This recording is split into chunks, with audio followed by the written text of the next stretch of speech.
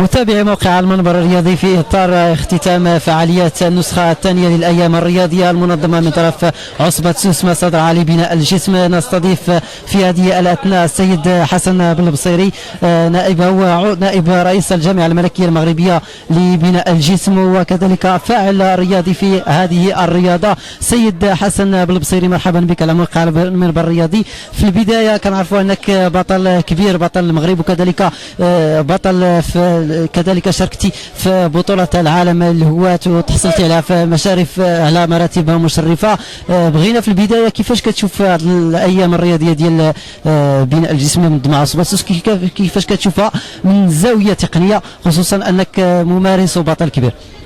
شكرا الصحافة المنبر الرياضي. بالمناسبة أتوجه بالشكر إلى جميع الإخوان اللي هما فتحوا بالمجال ديال الصحافة. كنشوف باسمي وباسم الجامعة الملكية نائبا رئيس الجامعة الملكية المغربية لبناء الجسم والفتنس. الأجواء الآن كنعيشوها أجواء عرس رياضي كبير، عرس كيفكرنا في البطولات اللي كنا احنا دوزناها من قبل كبطولة الوطنية، يعني بطولة المغرب مدينة أكادير، كالبطولات اللي دوزت انا من قبل كبطولة العالم، كبطولة البحر الأبيض المتوسط، كبطولة العربية. البطولة هذه السنة الحمد لله الجامعة غادية في واحد البرنامج مسطر من طرف الجامعة، المكتب الجامعي اللي هي جميع العصاب اللي هي تقريبا 13 عصبة اللي هي كتسهر على هذا البرنامج. وضمن هذا البرنامج في النهائية ديالو احنا وصلنا النهائية، وهي نهائية بطولة الشاطئ، البطولة الشاطئية اللي هي بمناسبة ذكرتي الأولى كأس العرش، ذكرتي عيد العرش المجيد وذكرى عيد الشباب. وهذه البطولة هي كتدوز في المجال تشجيع الشباب الرياضي والشباب اللي هو متعطش وكيتعاطى لهذه الرياضه. المستجدات الجديده اللي كاينه ديالنا احنا اللي دخلناها في هذا العام السنه الجديده، وهي البطوله الجديده ديال مان فيزيك، يعني رجل العضلات.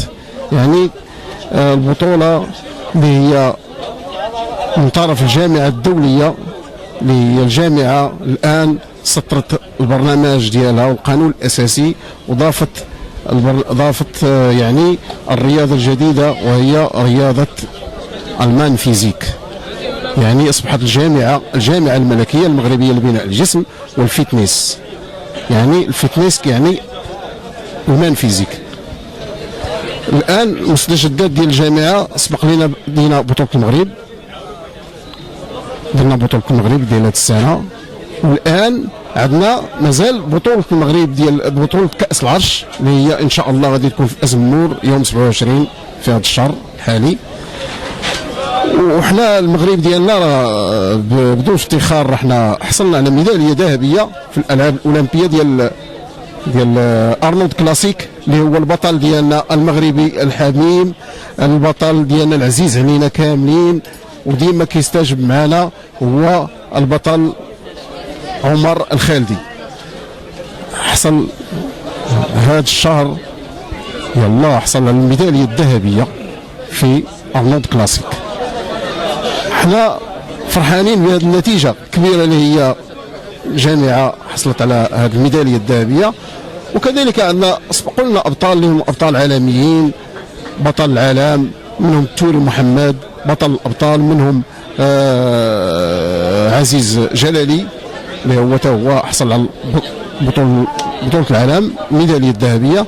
والحمد لله المغرب غادي في تطور. اذا الجامعه غاديه في المسيره اللي هي كتعيشها حاليا، والمسيره اللي هي غاديه فيها الجامعه مسيره موفقه.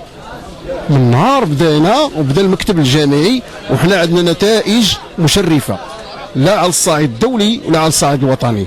وكما كتشوفوا راه شفتوا سبق لنا نظمنا بطوله العالم، لانه المغرب احسن جائزه خادها في التنظيم من الاتحاد الدولي هي بطوله العالم وبطوله عربيه.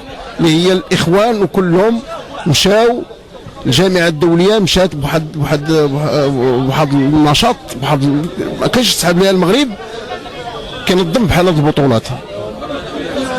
ولهذا ان شاء الله كنتمناو التوفيق للابطال ديالنا، ونتمناو الشباب ديالنا باش يعلم بان هذه الرياضه رياضه نبيله، ورياضه اللي هي كتحتاج تداريب وافكار ودراسه باش توصل لهذا المنتوج، وكذلك كتبعد الجيل ديالنا على الشغاب وعلى بزاف د الحوايج. والحمد لله المغرب ديالنا راه ما فيش هذا الشيء، والدراري كلهم ظريفين ولاد عائله، وحتى المكتب الجامعي تا هو راه غادي في هذه المسيرات. المكتب الجامعي تا هو كله تا هو من ذاك المستوى اللي هو المطلوب. ونتمنى ان شاء الله غير يكون واحد شويه دعم لهذه الرياضه وتشجيع الابطال المغاربه بصفه كامله لجميع الرياضات. وكنشكروا الاخوان، والرساله اللي كنوجهها رساله جيده لهذه الذكريتين ديال الملك ديالنا نصره الله، جلاله الملك محمد السادس نصره الله، الاسره العلويه. سي بالبصيري باش نرجع للسؤال ديالي، تابعتوا اليوم البطوله الشاطئيه، تابعتوا الابطال المشاركين، كيفاش المستوى ديال الابطال، كيفاش ما هو التقييم ديالكم لهذا المستوى هذا؟ التقييم ديالنا بهذا المستوى المجال التقني، لانه هذه الرياضه اللي دخلت اللي كنقولوا دابا ديال المان فيزيك يلاه بانت على الصعيد الوطني.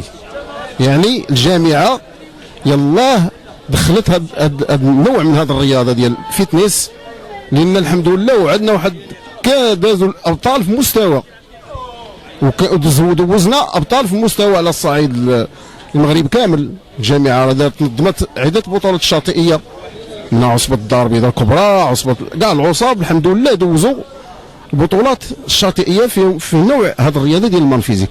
يعني كاين المستوى الحمد لله. احنا مقبلين على العام الجاي ان شاء الله، غادي يكون هذه الرياضه اللي هي جديده اللي دخلت غادي تكون عندها واحد امتياز العام الجاي ان شاء الله.